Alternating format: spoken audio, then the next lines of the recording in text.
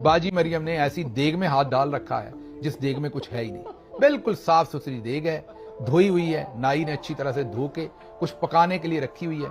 जैसे फिल्मों के अंदर चाय के कप, दूसरी तमाम चीजें एम्प्टी होती हैं, वो तो जरूरत होती है क्योंकि 3-3 घंटे में एक सीन जो है वो पिक्चराइज होता है। अगर चाय रखेंगे तो ठंडी हो जाएगी, दूसरी बात पियेंगे कपड़ों पे गिर जाए, लिप्स पे लग जाए तो मामला होते हैं। इसलिए प्रोडक्शन को स्मूथ रखने के लिए कई कई टेक्स होती हैं, तो चाय के कप खाली होते हैं, दूसरी चीजें खाली होती हैं।